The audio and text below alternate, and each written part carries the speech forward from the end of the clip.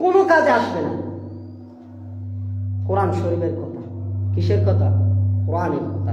এই জন্য আমি বলবো, যারা মাকে কষ্ট দিচ্ছেন, দিচ্ছি, যারা বাবাকে কষ্ট দিচ্ছেন, দিচ্ছি, যারা মাকে বলতেছে অনেকদিন দিয়েছে আর দেব না, যারা বাবাকে বলতেছে অনেকদিন দিয়েছে আর দেব না, যা ইচ্ছে তা করো, পারলে বদুয়া দিয়ে জ্বালিয়ে দাও, আপনি আবেগে বলতেছেন আর কি, কিন্তু আপনার জিন্দেগি শেষ, আপনার জিন্দেগি শেষ, আপনার জিন্দেগি শেষ।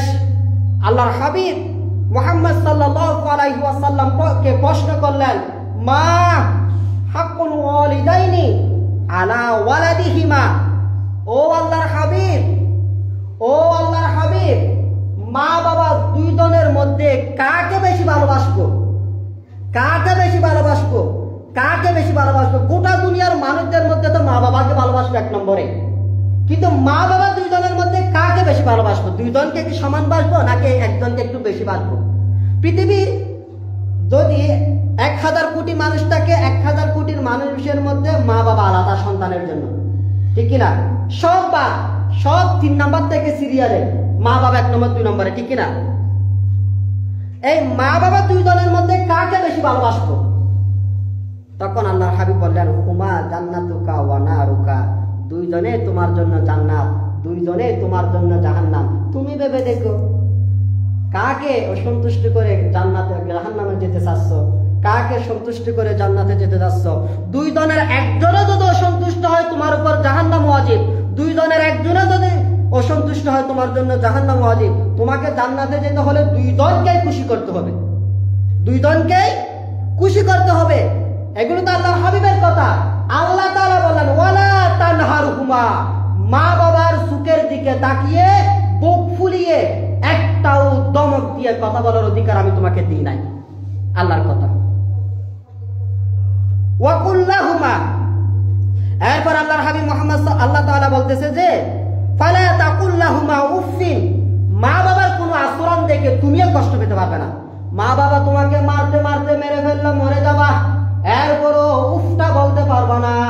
মা বাবা ঘর থেকে বের করে দিলে বের হয়ে যাবা, এরপরও উফ বলতে পারবা না, সাহারা মরিন করতে পারবা না। যদি নিজেকে ইমানদার দাবি করো, যদি নিজেকে মুমিন দাবি করো, যদি নিজেকে মুসলমান দাবি করো, মা বাবা ঘর থেকে বের করে দিলে বের হয়ে যাবে, সম্পদ না দিলে সম্পদ না নেবে, মারলে মার খাবে, গালি দিলে গালি শুনবে, এরপরও মা বাবা কষ্ট পায় এমন একটা আচরণ করা যাবে না।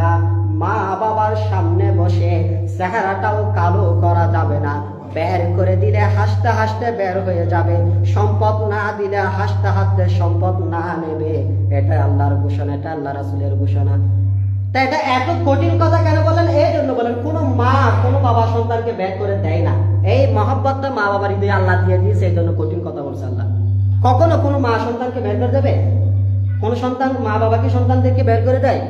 যদি মা বাবা সন্তানদেরকে বের করে দিত, আপনাদেরও তো আমাদেরও তো মা বাবা আছে, আজকে আমরা এখানে দাঁড়িয়ে থাকতে পারতাম? আমরা আগে পৃথিবীতে কোনো দেশে চলে যেতাম অথবা মরে যেতাম না? যেহেতু বোঝা যাচ্ছে আমাদের মা বাবারা যেহেতু আমাদেরকে বের করে নাই, আমরাও আমাদের সন্তানদেরকে যেভাবে বের করতেছি না, আগামীতেও যারা পৃথিবীতে আসবে তারাও বের করবে না। কিন্তু আমাদের কোনো আচরণে যদি আমাদের মা বাবা কষ্ট পায়, কষ্ট পাবে আল্লাহ, কষ্ট পাবে আল্লাহ রাসূল, আমার জীবনে তো সন্তুষ্ট হবে আল্লাহ এবং আল্লাহ রাসূল, আমার জন্য ওয়াজিব হয়ে যাবে জাহান্নাম।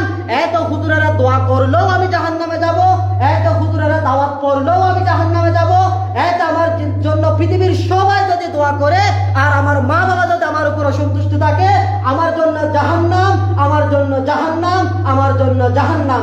আমার মা বাবা মুসলিম হোক অমুসলিম হোক, আমার মা বাবা মুসলিম হোক অমুসলিম হোক, শিক্ষিত হোক অশিক্ষিত হোক, শিক্ষিত হোক অশিক্ষিত হোক, আমার মা আমার বাবা, আমার জন্য মা আমার জন্য বাবা, সবচেয়ে সুন্দর আচরণ পাওয়ার যোগ্য পৃথিবীতে আমার মা বাবার চেয়ে বেশি আর কেউ আমার জন্য নাই। এই অধিকার আল্লাহ আমাকে দেয় নাই, এই রাসূল এই অধিকার কোরআন আমাকে দেয় নাই, এই অধিকার ইসলাম আমাকে দেয় নাই।